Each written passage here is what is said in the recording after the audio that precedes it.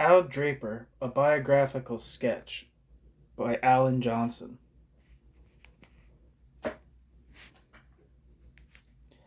Hal Draper was born in Brooklyn in 1914 to East European Jewish immigrant parents. In 1932, Draper became active in the Student League for Industrial Democracy and the Socialist Party youth section, the Young People's Socialist League, YPSL. A leader of the student strikes against war, he became an associate editor of Socialist Appeal in 1934. In 1937, the Socialist Youth, led by Draper and Ernest Erber, voted to support the Fourth International after Trotsky's followers entered the Socialist Party. I suppose that's part of the so-called American French term of, American, the Trotsky, the entrism of American Trotskyism. Draper opposed the subsequent split in the Socialist Party, which Trotsky and James P. Cannon deliberately provoked, but left with the Trotskyists and became the National Secretary of the Socialist Workers' Party Youth Group, a member of its first national executive, and the secretary of the party's National Education Department. Irving Howe, a YPSL comrade, later recalled his admiration. Draper was, quote, genuinely learned in Marxism, with a mind that marched from one theorem to another as if God were clearing his way, end quote. A youth leader who, quote, would speak for us with a razored lucidity, end quote, in debate with the Stalinists.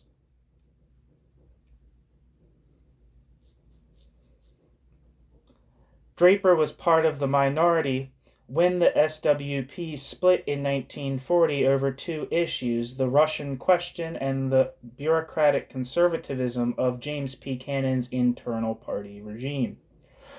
Draper became a founder member of the Workers' Party, WP, led by Max Shachtman, which developed an analysis of the Soviet Union as neither a, quote, worker state, end quote, nor state capitalist, but a new form of exploiting class society, bureaucratic collectivism.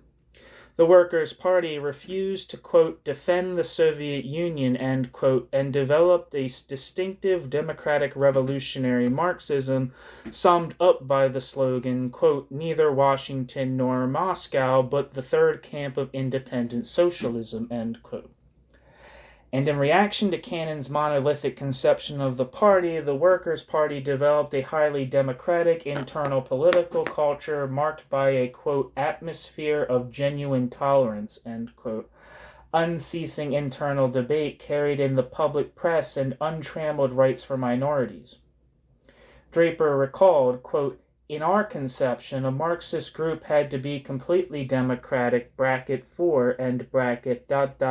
complete democracy in the internal functioning was the best and most effective guarantee of all kinds of various other characteristics of the group that you want to preserve, its political level, the political education of its members, unless your internal life can embrace differences, then you cannot afford to have a really educated membership, end quote, Draper. A political organizer for the Workers' Party in 1941 to 42 in eastern Massachusetts and Philadelphia, Draper moved with his wife Anne to Los Angeles, San Pedro in 1942 to organize the Workers' Party and was, quote, colonized, end quote, as a sheet metal mechanic and department engineer on small warships in the shipyards. After the war, Draper moved back to New York to take over the editorship of the prestigious theoretical journal, The New International.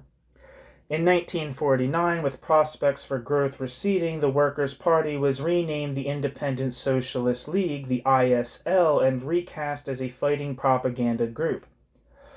Draper became editor of the group's agitational newspaper, Labor Action, throughout the dog days of the 1950s, and when the depleted and wary ISL collapsed into the Socialist Party in 1958 against his opposition, Draper became a professional librarian at the University of California, Berkeley. In the 1960s, Draper helped to establish the third camp political journal, New Politics, and to organize independent socialist clubs to preserve the historical continuity of the third camp revolutionary Marxist tradition.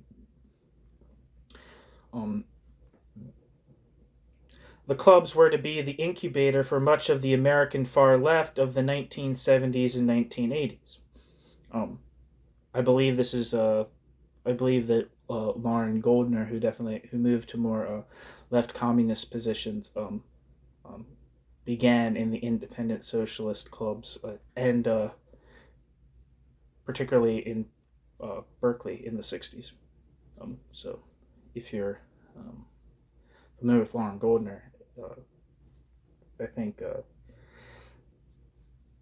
his cutting his teeth in the third camp Trotskyist world seemed to be an influence on later political developments. Or I don't know if I vote for him. I don't know. Maybe I'm wrong. But that's my assumption. That's my guess from what things that I've read. The clubs were to be the incubator for much of the American far left in the 1970s and 1980s. Draper was an important intellectual presence in the free speech movement, the anti-Vietnam War movement, the California Peace and Freedom Party, and the wider New Left milieu.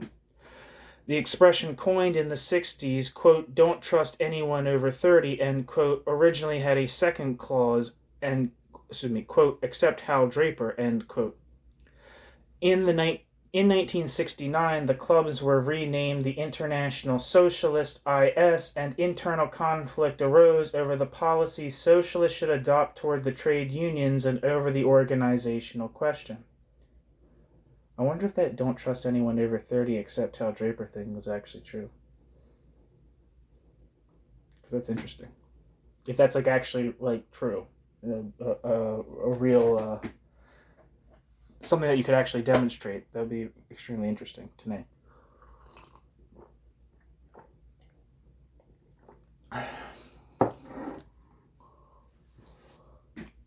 In January 1971, Draper and a small number of International Socialist members in Berkeley resigned, claiming that International Socialists had become a, quote, "sect," end quote.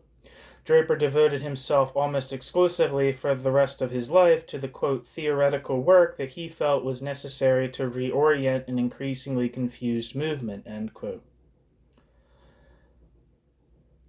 Combining scrupulous exegesis on the newly published Marx-Engels Werke with a sustained attempt to read Marx from the perspective of third-camp revolutionary democratic socialism, the result was a remarkable outpouring of Marx scholarship, most notably the 4-volume Karl Marx's Theory of Revolution and the 3-volume Marx-Engels Cyclopedia, as well as a host of articles and papers and translations. In the judgment of the cultural historian Alan Wald, Draper established himself as, quote, "one of the foremost Marxist scholars in the world," end quote. The American Journal Against the Current has summed up his achievement as, quote, "the most sustained articulation of the idea of socialism from below as exists in English," end quote. Draper also edited a series of small circulation clipping books designed to preserve the literary legacy of the Workers' Party Independent Socialist League, established the Independent Socialist Mimeographia, a multi-volume collection of the internal documents of the Workers' Party Independent Socialist League, and formed the Center for Socialist History in Berkeley. In 1982, Draper published the complete poems of Heinrich Heine, a modern English translation praised by the Times Higher as, quote, "one of the century's greatest translation achievements," end quote. In Draper's for those who don't know, Heinrich Heine was a German and I believe Jewish poet in the 19th century who was kind of operating in the same milieu as Marx. I'm going to look it up real quick because I just want to know for myself. I think he died in the 1850s or something. Let's see. Yes, I'm so smart. Christian Johann Heinrich Heine was a German poet, writer, and literary critic. Heine is best known outside of Germany for his early lyric poetry, which was set to music in the form of Lieder by composers such as Robert Schumann and Franz Schubert. Oh.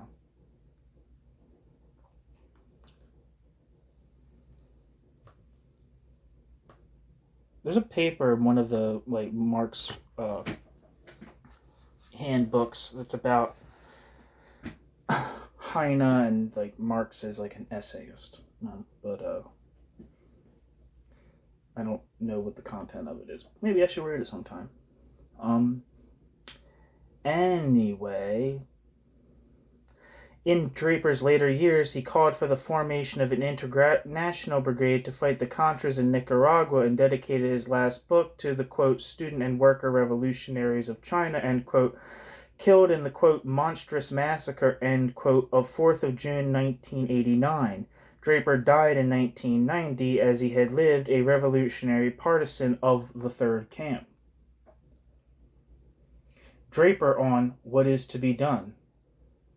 In 1971, when he published the principle of self-emancipation in Marx and Engels, Draper issued a warning, quote, taken by itself isolatedly, there is a danger that the principle of self-emancipation, may be interpreted in a one-sided way as counterposing, quote, self-emancipation, end quote, to class organization and political leadership.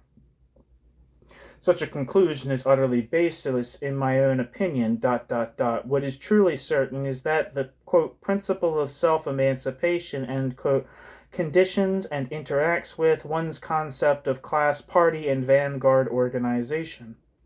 What is true is that the principle does contradict, is quite incompatible with, a number of well-known party concepts held by self-styled, quote, Marxist, end quote, parties, including both classic and contemporary social democratic parties and Stalinist-type parties, both of which types are elitist in different ways, but this is a question which requires a separate and extensive treatment of its own, end quote. The first complete English publication of Draper's study of Lenin's What Is to Be Done is a contribution towards that, quote, separate and extensive treatment, end quote. It was not just a scholarly exercise, but also a political intervention, written originally in the 1960s as part of an effort to reorient the left on the history of the organizational question in the Marxist movement. Draper claimed to have excavated a lost tradition of socialist organization which originated with Marx and was shared by Lenin up to 1917, but which was, quote, unknown to the post-Comintern left, end quote. He labeled this lost tradition the, quote, twin-track approach, end quote. Quote, very few so-called or self-styled Marxists have understood the heart of Marx's approach to proletarian socialism. The basic strategy for building a socialist movement lies in fusing two movements, the class movement for this or that step which gets a decisive sector of the class into collision with the established powers of state and bourgeoisie, a collision on whatever scale possible, and the work of permeating this class movement with educational propaganda for social revolution which integrates the two, end quote. Draper.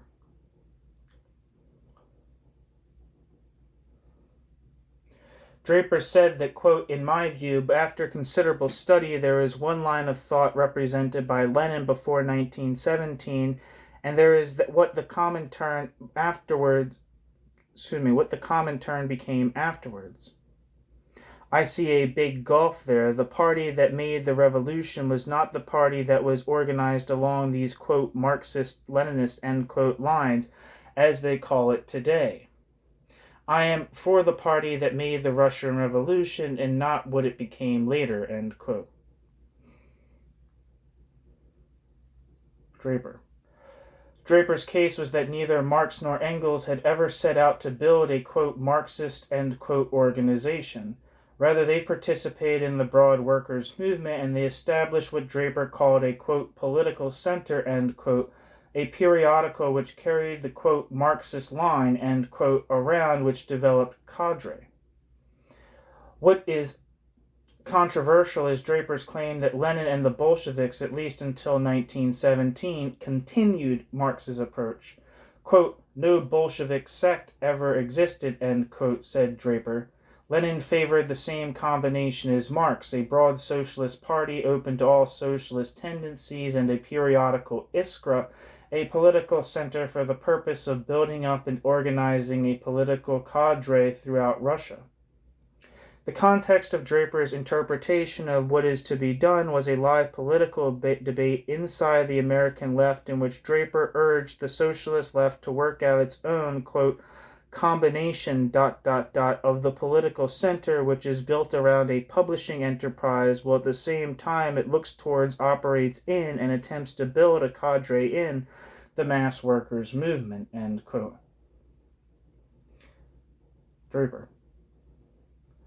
Draper's Lenin is a, quote, from below, end quote, socialist who urged participation in the general class movement combined with the development of a, quote, political center, end quote, to create a body of doctrine, form cadres, and establish, quote, a presence within left politics, end quote. Quote, what Lenin helped to launch was a Marxist political center in a non-sect form, in the form of a periodical manned by an editorial board, Iskra. The political center itself educated for full revolutionary Marxism. At the same time, the party/movement it called for was an all-inclusive socialist party in which the revolutionary Marxist center would constitute one tendency, hopefully eventually dominant, end quote. Draper. This style of political organizing, argued Draper, flows organically from the principle of self-emancipation, which founds the very possibility of socialism on the potential for and consequences of the self-activity of the working class. For Marx, the primary aim of socialists was to get the working class as a whole moving for, quote, when it gets into motion, bracket it, end bracket, shakes the foundations of capitalist society, end quote. Such a movement at whatever initial level was, quote, revolutionary in its implications because the class was, end quote. This principle of self-emancipation entailed two organizational imperatives.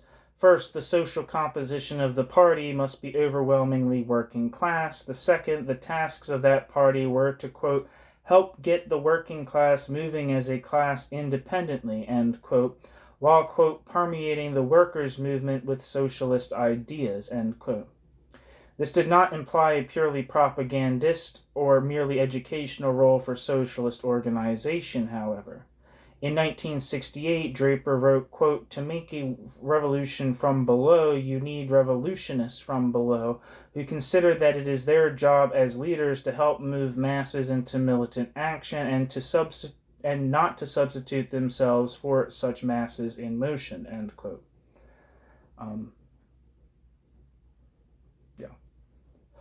The alternative to this approach was sect building, which Draper defined as counterposing to the real conditions of the working class as it existed and struggled your revolutionary program. Sect building had been the dominant tradition of the 20th century for two overriding reasons. First, much of the Marxist tradition had failed to understand that when Marx grounded the idea of socialism in the dynamics of working-class self-emancipation, he broke from all forms of elitism in the sphere of party organization. Second, the attempt by the Comintern to, quote, hothouse, end quote, revolutionary parties in the period after the Russian Revolution through the, quote, 21 conditions, end quote, had produced mostly only Zinovievist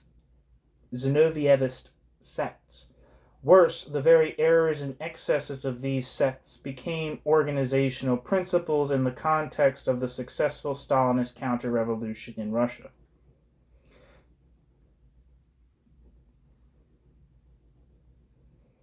Draper's target in this article is the role played by a particular false interpretation of Lenin's What Is to Be Done in theorizing the sect-building model. His purpose is to establish by an excavation of Lenin's own writing just how unwarranted that interpretation is. The Stalinist tradition and Cold War Western Leninology were complicit in treating the pamphlet as the canonical text on party organization and a warrant for highly elitist and manipulative forms of political organization. This, quote, purely demonological exegesis, end quote, is subjected here to a meticulous critique. The article was originally drafted in 1963-4 as 3 separate pieces. On the 19th of March 1971, Draper presented these ideas to the group